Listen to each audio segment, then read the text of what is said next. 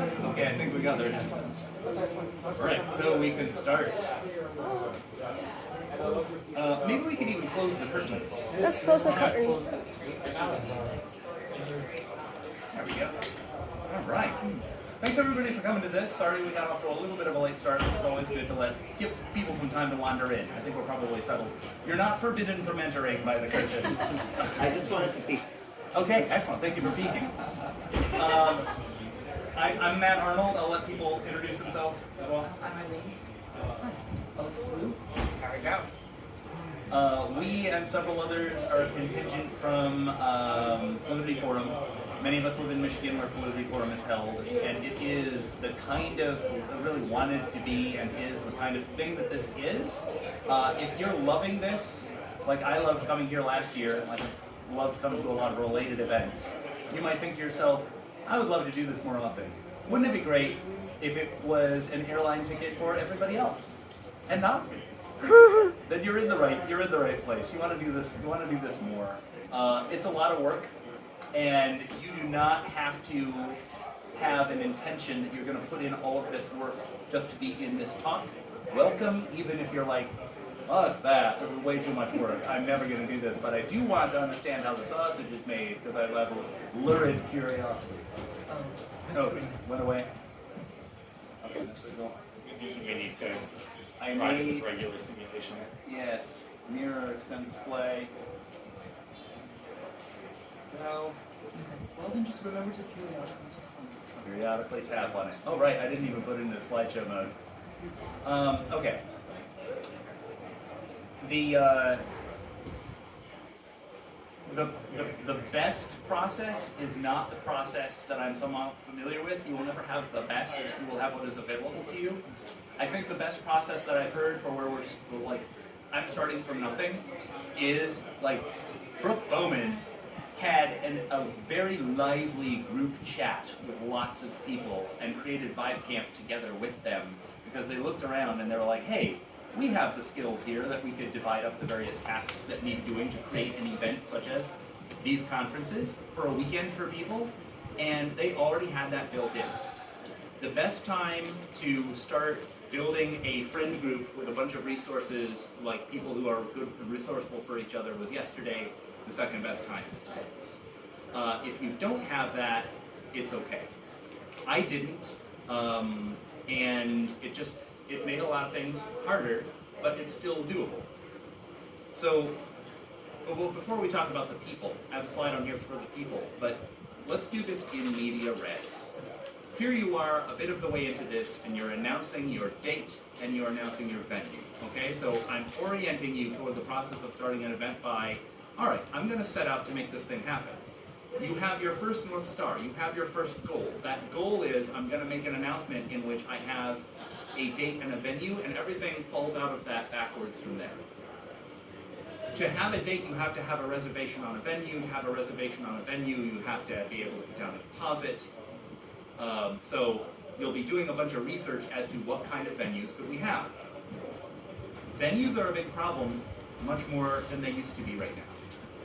20 years ago, I would go to a sales manager at a convention and hotel, and that convention hotel would be desperate to fill banquet space and hotel rooms in the off-season. If we fill your room block that we agree upon contractually, we just get the function space for free. We're in a different world today. I have come to believe that actually a lot of, sometimes retreat centers, if you give it a good deal, but more often a bunch of Airbnbs that are on the same block of a big city are the better bet for where we are at now. So Fluidity Forum is held in Airbnbs, and as we expand, we're just going to be renting more Airbnbs on the same block. It was... How do you spell that? Fluidity Forum? Oh, Fluidity Forum. Fluidity. Yes. Sorry, you said it multiple times now, and I was like, what is this? Me. Check it out. .org, please apply, September 11th through 15. Hey, great, I'm making a sales pitch. And interrupt me with any part of this. You're going to be toward that venue goal. Sorry, I'm hopping around here a bit. We talked about trying to find a venue where you're going to have a relationship to a specific person. And I really liked that I found someone who rents Airbnbs and owns them that I could literally just go to him like I used to go to sales managers and make a deal. Right now, as all the hotel chains have merged with each other, they've got their decisions being made by algorithms, basically. It goes all the way to the top. There is no personal relationship. They would rather have banquet space and hotel rooms sit empty than make a deal that could earn them more money than they would otherwise have made. But this guy was like, sure, let's talk turkey. You get to see that person face to face, shake their hand, they know you, you know them. All of a sudden you can get way better deals for some, okay, what part of the year can you not fill this Airbnb? We will move the date to that. Don't announce your date first and then say, well, let's get a Airbnb. We'll figure it out. The reason you need the date is so that people will be able to buy their plane tickets. They'll be able to get the time off work. They make all the plans to, they can't do that until they know what date it is. You don't know what date it is until you have a venue. The venue is a whole negotiation thing about which time of the year can you get the place for the cheapest. I'm not going to tell you how to run a swanky event. I'm not going to tell you how to run a prestige event. Prestige is expensive and not worth it. Jump in with any thoughts, comments. Please be as interrupty as you want. Let's go back to the people. I would say that there were definitely there was some disagreement when we were discussing things over whether prestige is worth it, and I would say that's still we're not sure. It's hard to tell how what we'd be missing out on by not doing that, but what we're getting is pretty good. Yeah, swag. Swag is you've spent some of my money to go to this convention and hand me a squeeze ball with the event logo on it, and I'm like, why? Just to show off that you can? And there's an amazing amount that you can do by trying to run an event deliberately on a shoestring in the first few years. Because if you're in this room, you're trying to figure out how to start something. It's not how to continue something that's already existing. You're in that period where you want to keep things as cheap as you can. And so sometimes spending a bunch of money to seem more prestigious is just, in my opinion, a mistake. But I understand, the jury could still be out. I also wanted to say a thing about how to find people to organize events with you. Basically what Matt did was he put out on Twitter, hello, I'm trying to run this event, does anyone want to do this thing with me? And a few people did. Yeah, I used to have a crew for 20 years, and we ran science fiction conventions together. That entire social scene completely dissolved around me. So that when I went to them and I said, hey, we're going to start a convention that's very much like LessOnline, they're like, what's that? It's like LessOnline.org, what's that? I made an entire glossary page for fluidityforum.org/glossary of all the things like, what the hell is good-hearting?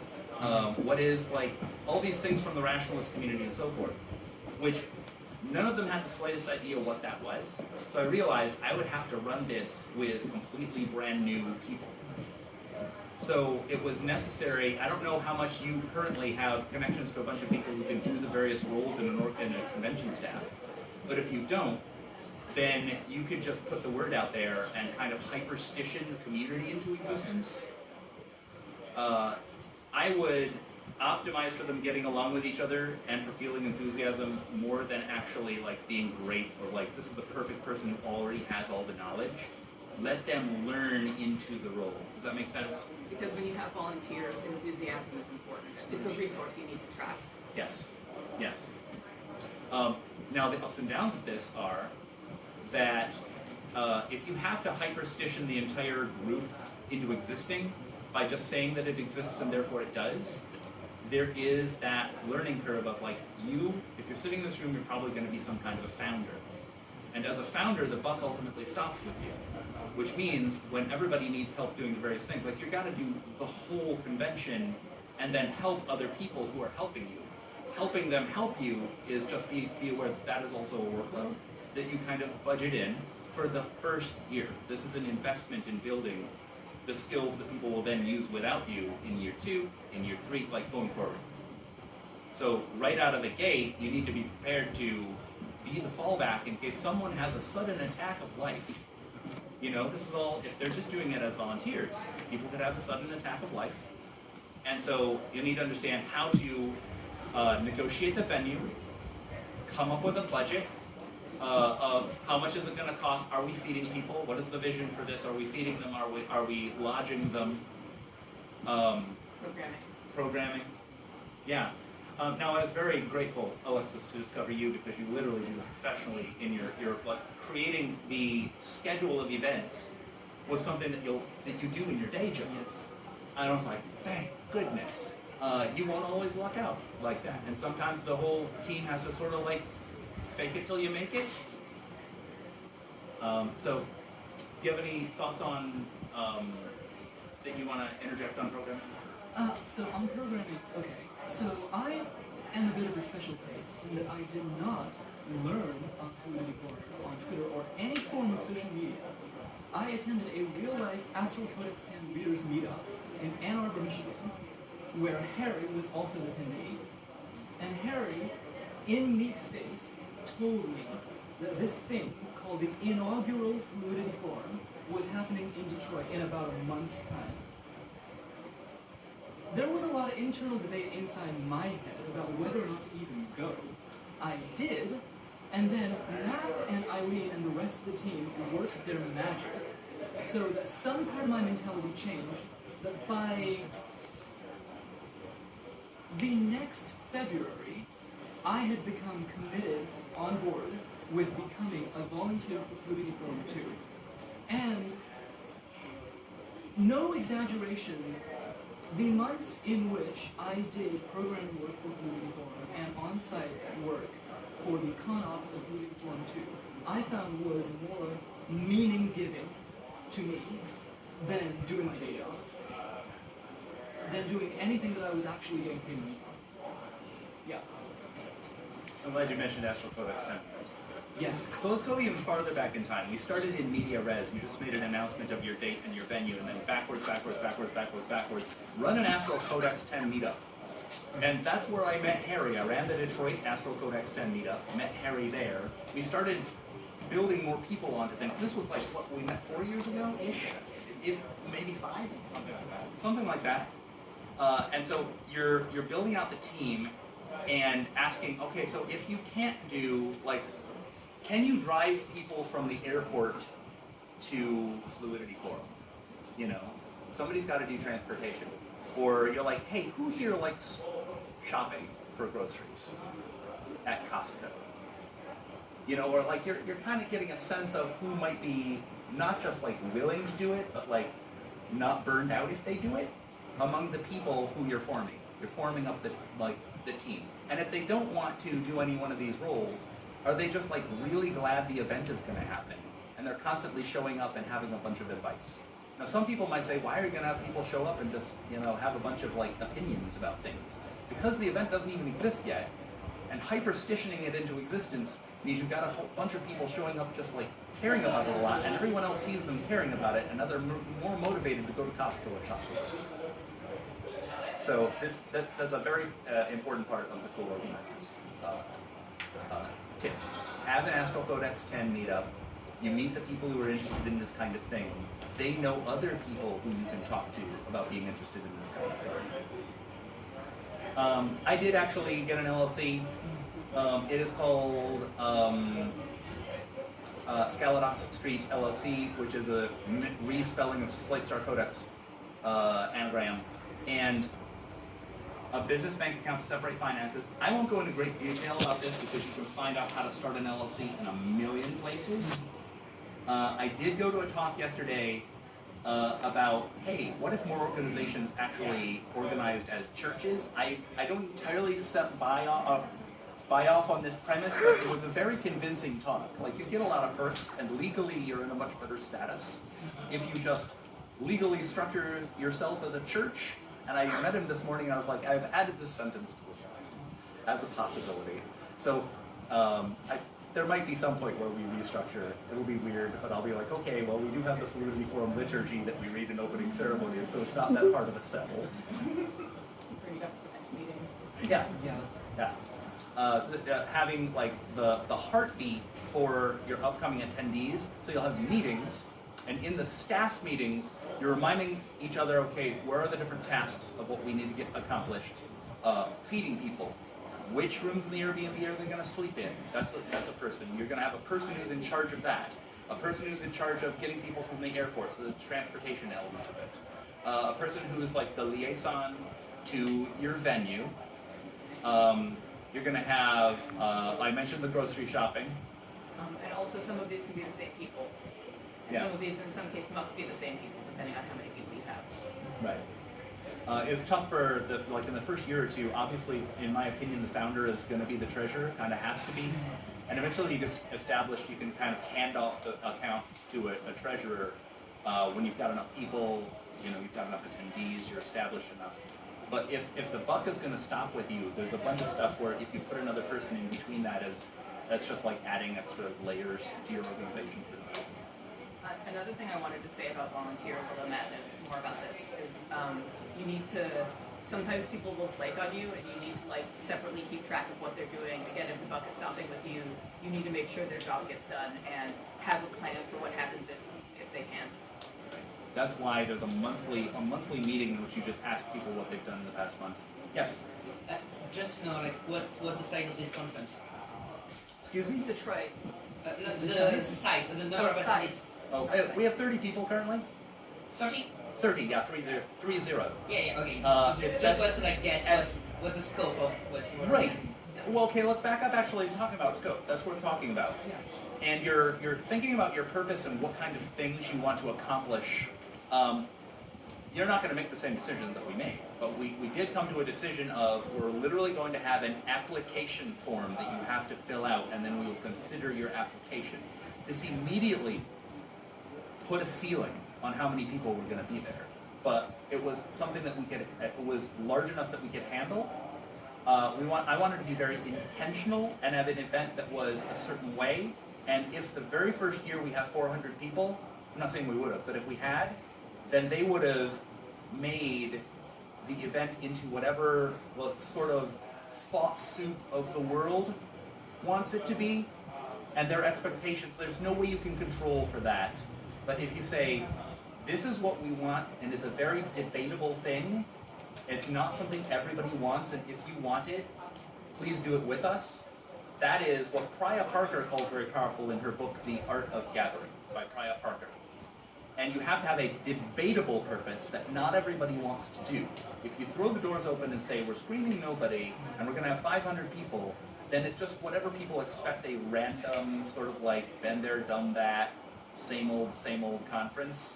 They'll just turn it into that just by outnumbering you. So the way to simply have an application form allows you just the tiniest bit, not the tiniest bit, in our case it was a lot, of friction, a desirable bit of friction in the process, so they really, like, you're getting the people who really want to be there. But that was just our design. Your design might be different. So think about what is your purpose? What are the things that you really want? I loved everything about opening ceremonies at the center. You could tell they thought through, okay, let's recalibrate. Last year there wasn't enough writing. You know what I mean? So everything about our opening ceremonies at Fluidity Forum was very carefully structured according to Priya Parker as well. She says, do not open with logistics. So they left, like, part 3 of the opening ceremonies was the boring stuff, and the here's your parking pass validation or whatever. Like, no, you open your annual event with, holy shit, I'm lucky to be here. You're lucky to be here. We're lucky that we actually get to be in this room with each other. Everything about open ceremonies is about that. You have now created a temporary alternative world in which you do something weird and special, and you'll figure out what that is for you. And then that weirdness and specialness causes you to be like, oh, I'm not in the day-to-day world right now. I'm in this weird weekend that has just begun, and the rules are slightly different. If you get that, it's magic. That's powerful. So don't open with parking validation, or like put all that in a piece of paper and hand it out as they enter the opening ceremonies on a piece of paper. And then closing ceremonies is also incredibly meaningful. Make sure, ask people, please attend closing ceremonies. Some kind of reflection, some kind of wrapping up. Something that you do with your body all in synchronicity sometimes works. Sometimes it's just asking everybody for a brief thought, giving closure to the weekend, and being all right, the circle is now closed, the weekend is over, the temporary alternative world has ended, and it's over. And then they feel much better. Okay, I would like to add an addendum to our answer to Lucy's question. There is something that from a programming person's perspective also contextualizes the fact that we are only at 30 persons right now. And that is the Fluidity Forum has a gimmick, which is that every attendee has to contribute something. And our definition of contribute is actually pretty loose, but most of our attendees choose to contribute in the form of a 15 to 90-minute presentation, a PowerPoint presentation, a really well-organized prepared session that people can come in, actually sit down and attend.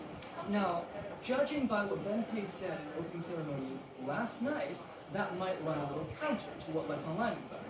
In fact, I think it was Oliver Habica who straight up told you guys to not attend so many presentations and instead focus on organic, one-on-one conversations. Now, Fluidity Forum obviously does not discourage that, but we also do not want to encourage anyone to come in for the weekend and essentially free ride. Just roam around the venue, having conversations with people without pouring their heart into a project that they are currently working on in life, that they are passionate about, and are actively seeking feedback from the other attendees. It could be cooking. It could be cooking. We had somebody who just loves to cook. She killed it. Yeah. Killed it. But like, oh, okay, this is your life's purpose. Give me more of your life's purpose, I'll have sex. You know, and it doesn't even have to be fancy. Mm-hmm. You know, it can be something, okay, we're creating group cohesion because you are part of this. You are part of this. You are one of us. And so, just like this is again a part of intentional purpose, I just didn't want to have paid staff. So every single thing is done by somebody who is there, which A, saves everybody a bunch of money, which is important to me because we're doing this on a shoestring, and B, creates a sense of group cohesion. This is all about like choosing your intentional and debatable purpose. So you don't have to do any of this, but think it through.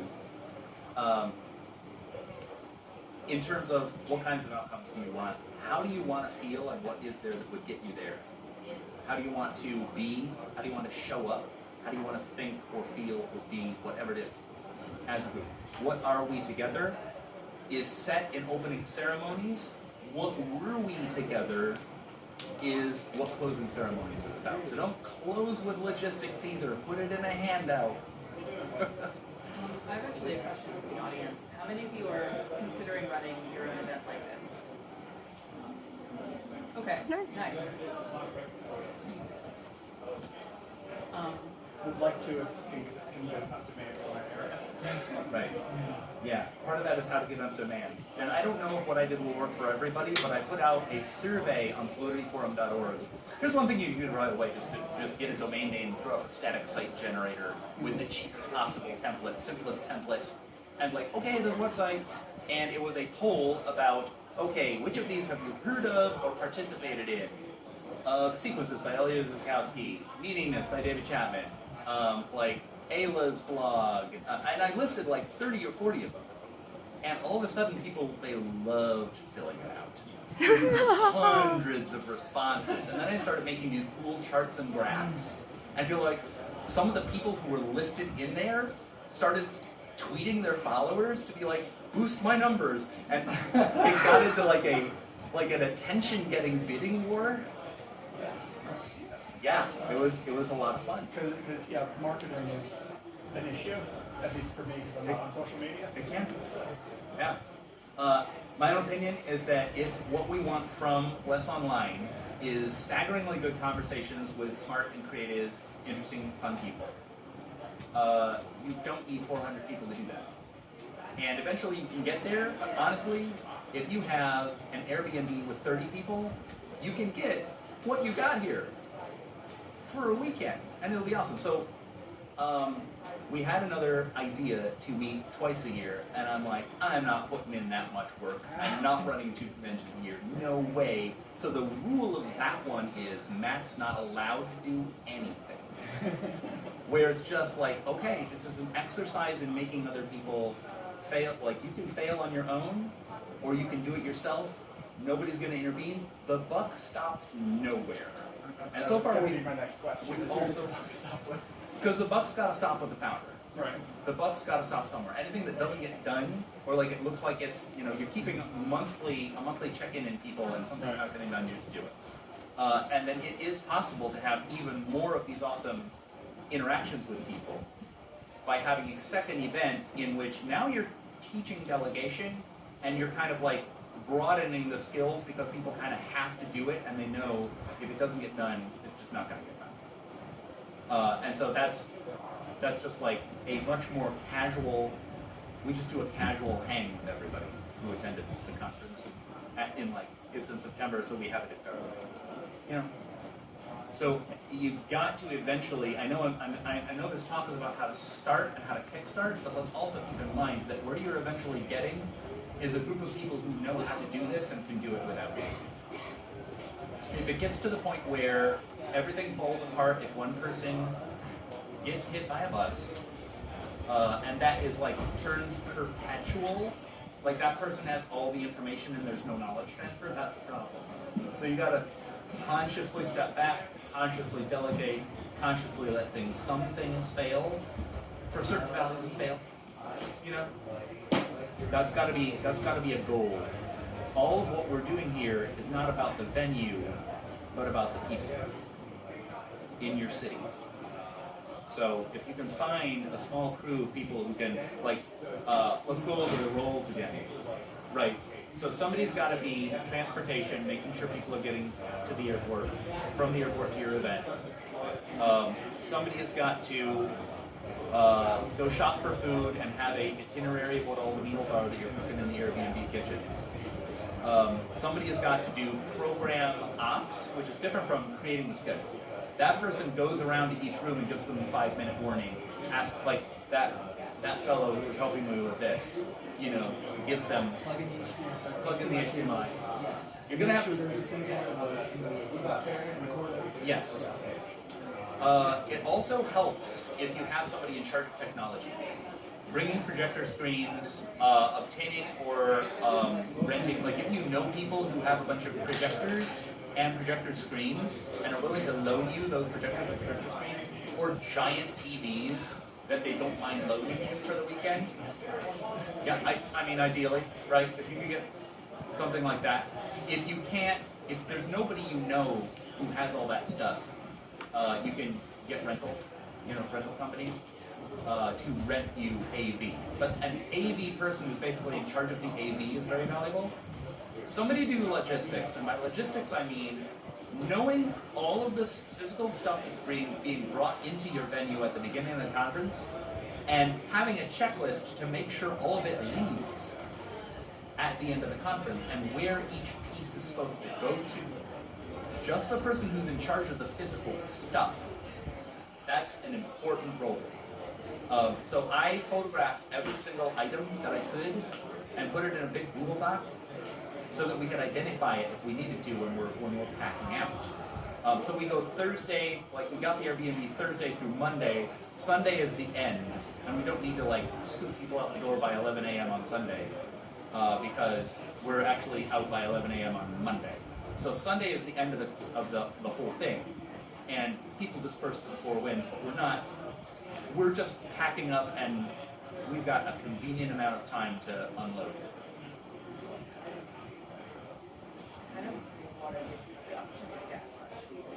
Oh yeah, that would be a good time. What's our timetable? What time?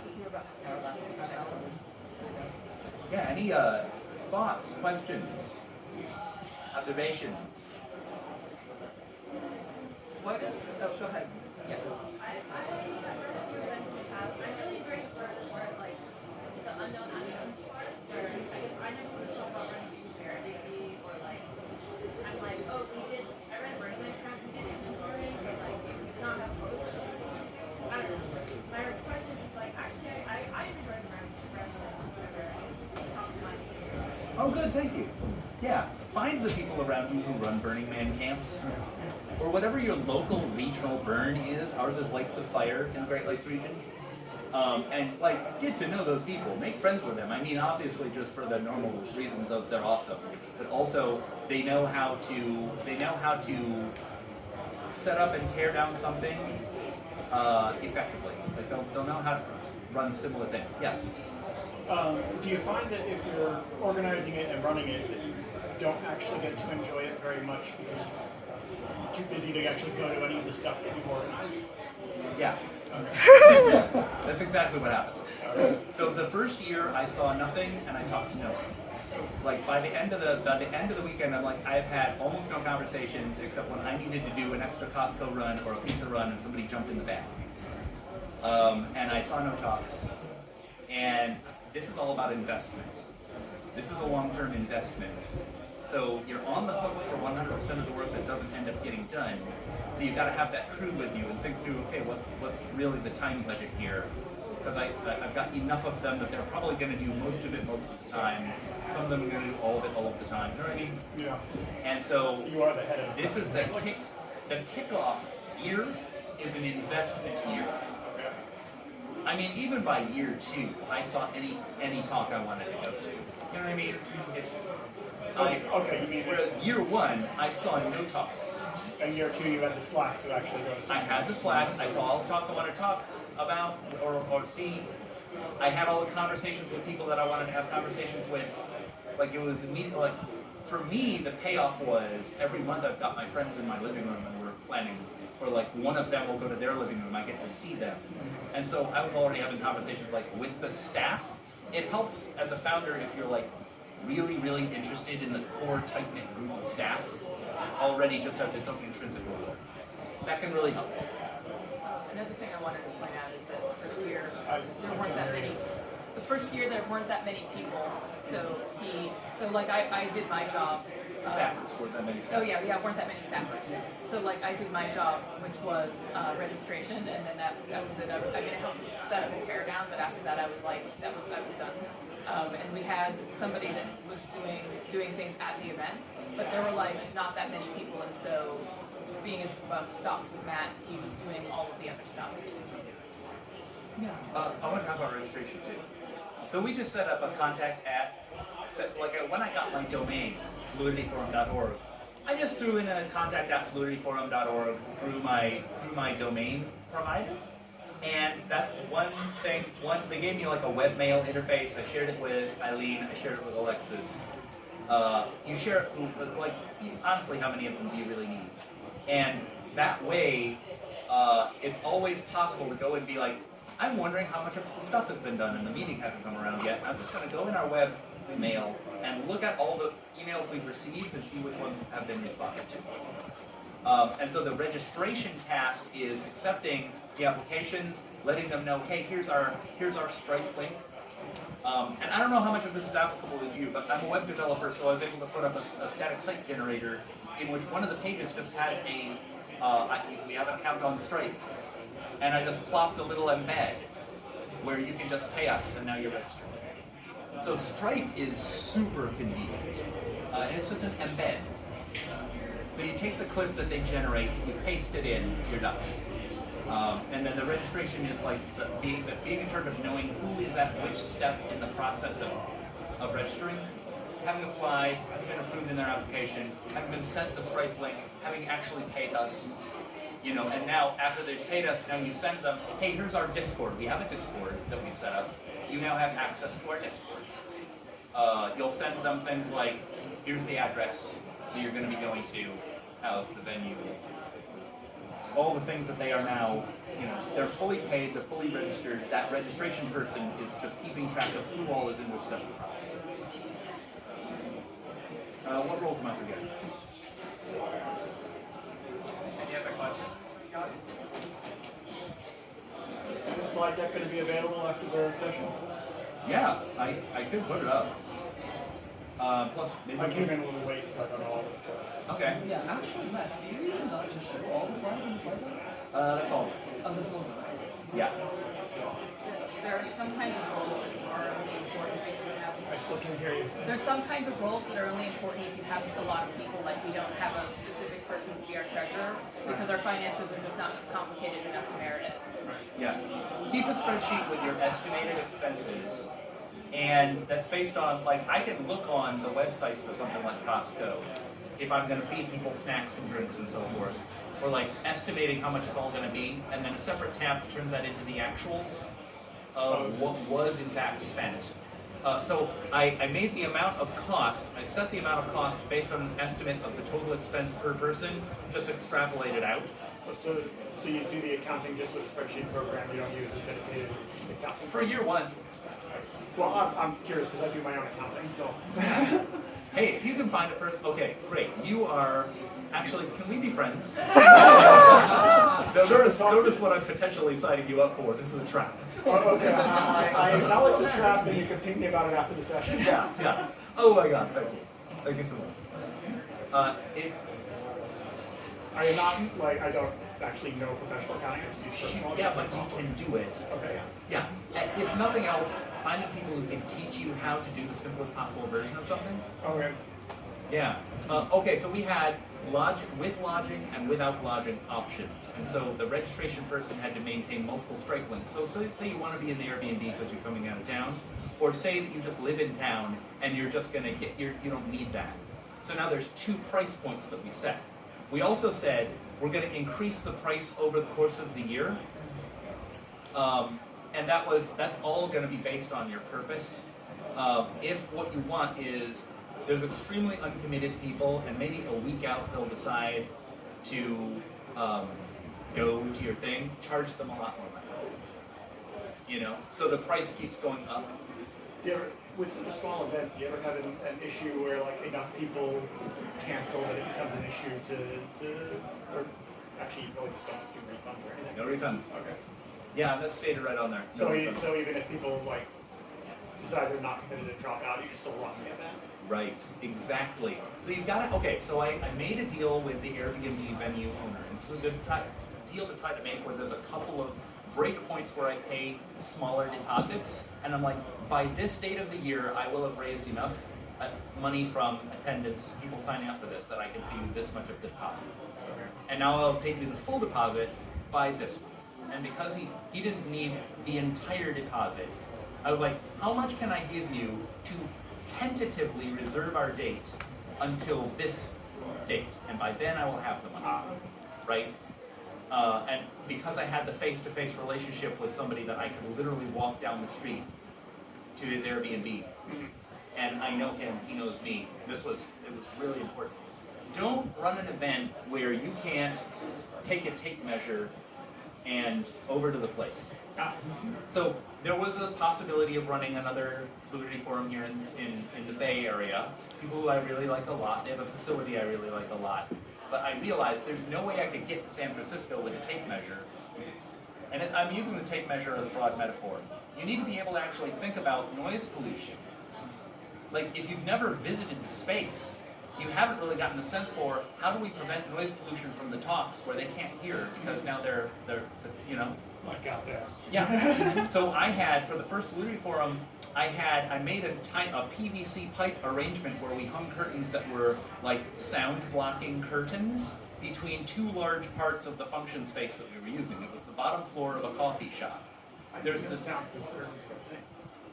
old church that was turned into a coffee shop, and like, be creative with what your venues need. Airbnb was lodging, and then the presentations were the function space of the former church turned into a coffee shop, and we're happy to rent those things. So we had the stage up on one area, and sort of like the back part of it was for more like workshops and circles and things like this. And so we wanted that noise pollution, and I was able to literally bring it over there and test it out. If you can't go and test it out, you're going to be in trouble. You're going to get to the event, and it's all taking place in your imagination in some kind of rationalist schema, and then you didn't use mere reasonableness to go over there and be like, what, does it work? I don't know, have you tried it? You don't want to leave that until the moment that you're actually like, okay, time to run the event.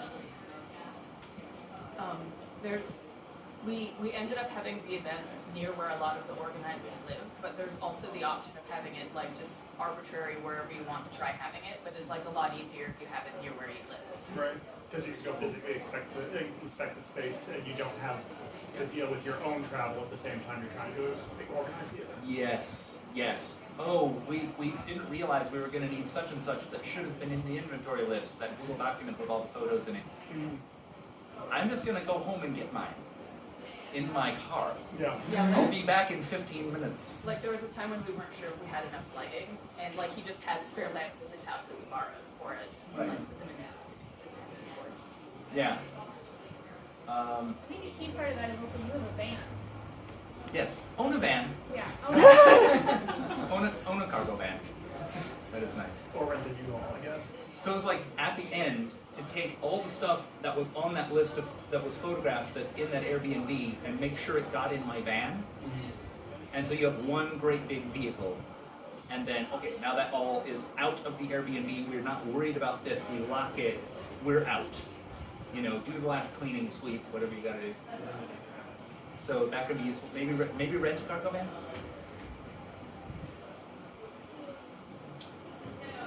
Does anyone else have any more questions? Yes. This all sounds kind of nerve-wracking to me. How do you deal with that? Huh. Or maybe you don't find it nerve-wracking. You know, I and don't find it here's the problem. nerve-wracking. I never go to people for advice who never actually overcame it. Like they always just did. That's the problem. You know? I remember, well, this is weird.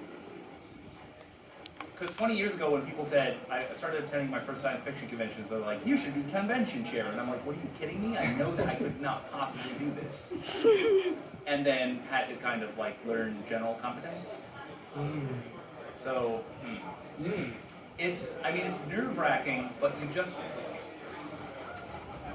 just accept that things might not go well. There's a social anxiety to that.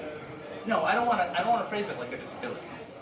There was the recognition that you don't want to get together a big team, say, hey folks, hey friends, we can do this, we can do this, we can do this, and then you can't. And why? Because you were the con man who sold them on it. And I was like, I'm not going to be that. You know what I mean? So I understand that trepidation, but the people get together and they all have mutual buy-in. You don't be the one person who is somehow trying to fool them into thinking that they can do something they can't do. You must be, like, the spirit of less wrong is that you must in fact actually be brutally honest about what you can and can't do and upfront with people the whole time, where together we can handle whatever comes up as a group with complete honesty about it. Another thing that's relevant is that this is, as you mentioned, not his first convention. Like he was involved in running conventions for like 20 years before that, and like worked his way up from easier things. And so like just already knowing what you're doing can help with stress a lot, I envision. Be the person who runs the Astral Codex kind of meetup. So now, okay, you've got one evening in a restaurant, one evening at the local community center, one evening at your library where you booked a room. Scale up from there. And of course, at the same time, not only are you giving yourself the experiences of, oh, now I realize I've got to get this started way earlier than I thought. Recalibrating your habits about how early you have to start things and how long they take. But you're also building that community of people who all are invested. Get them all mutually invested so that you're not the one who's just constantly trying to remind them to be invested because they already are. Because if it's a good event, people will miss it, and they might not know now that they're missing it, but once they get the experience of it, that's going to be incredibly motivating to like take agency and be a part of keeping it going. So Yeah, maybe loss aversion. Real. Yeah, maybe it's about not diving into the deep end on the high dive. There is the kiddie pool. There actually is the slope at the steps of the pool in the shallows. Not necessarily the high dive right away. But if it's all themed toward the eventual goal that you want, which is the high dive, you're in that pool. Like, be in the right pool. So, like, if you want an event like this, you know what flavors of experience occur. And you know that they are occurring in a single evening in a room you rented in a library. You know? And now, okay, now how can we make that into, we're going to have a whole weekend together?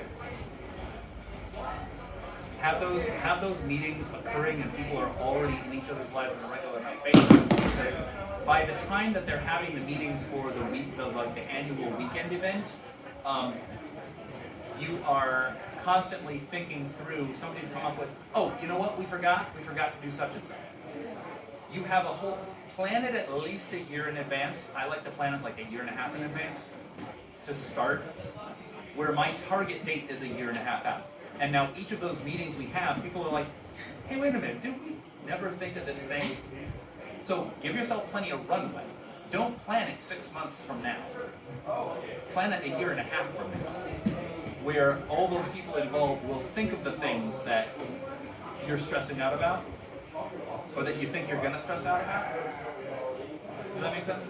You can also use that extra time that you give yourself to figure out what kind of event you want, which is especially important if you have like co-organizers. Like we had like sort of an idea of what we wanted, but like we discussed as a group more specifically what we wanted, and it took some time to hammer out.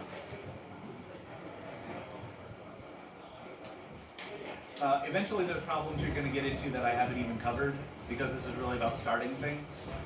And there are other problems that come with a larger scale and a more established thing, with people having known each other a long time. Which, for that, you'd need to go to my other talk that I gave you yesterday. So I probably should have done these in reverse order. Get the slide from your other talk. Yeah, and we recorded that one too.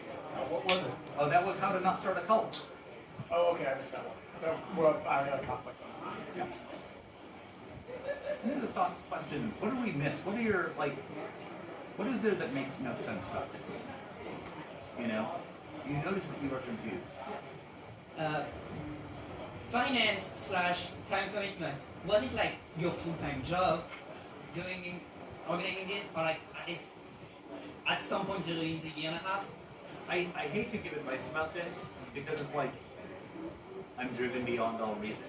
Yeah. So it is all evenings and weekends. Like it occupies my evenings and weekends. But if I'm like, don't worry about it. Like I'm not you. You know what I mean? Which is why you gotta have a whole bunch of people. Yeah. To spread stuff around. Yeah, and like also like finance wise, do you like always like end up like posting like do you make profit? What do you do with this? Reading this? Like is it like you're paying yourself as organizers? Like how? I really kept any exchange of money out of it. Like it's just like we are raising enough money to pay for it, and yeah, I have my own personal LLC just so we can have a bank account, and I'm separating its finances from my finances, but I don't pay myself anything. Like if I did, I feel like that would poison it in a certain way.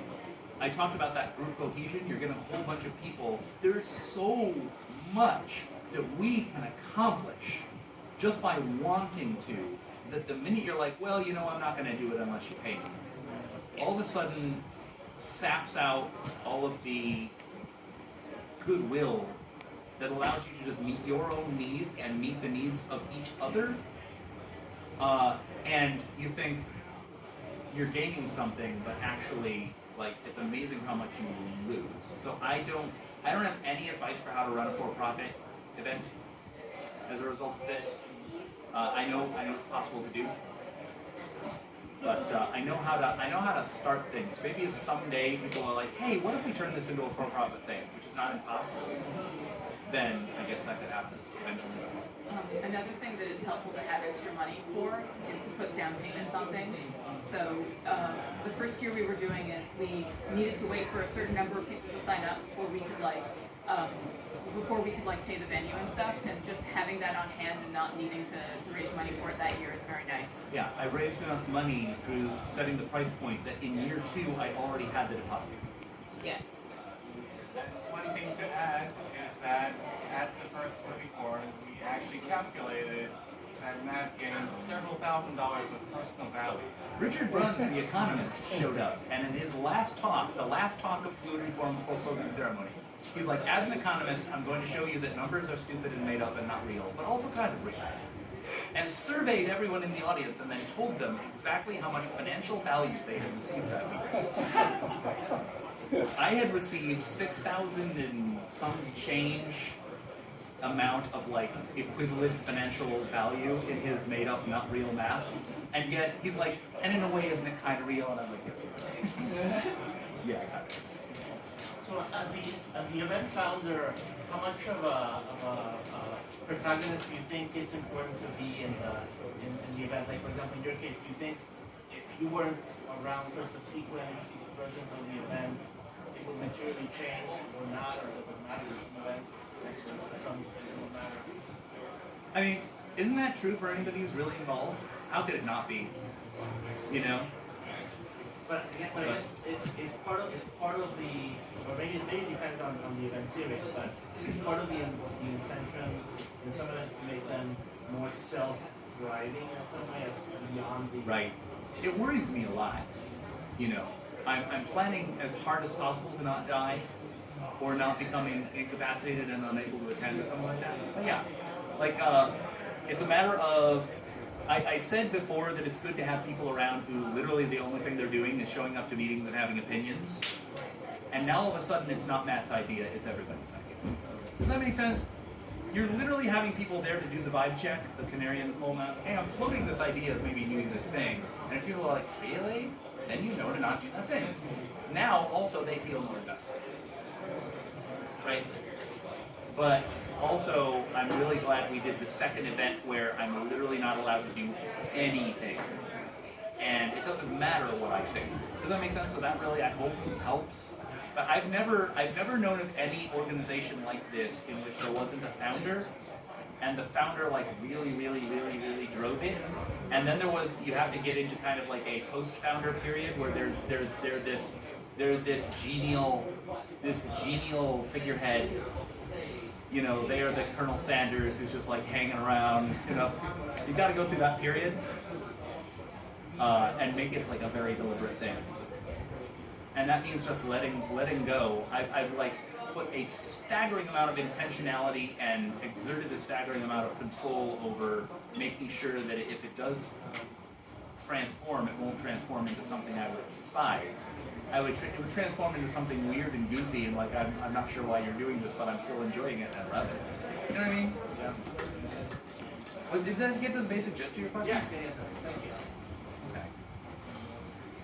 Oh, what are we not covering? Yeah, a heartbeat. Have a Twitter account.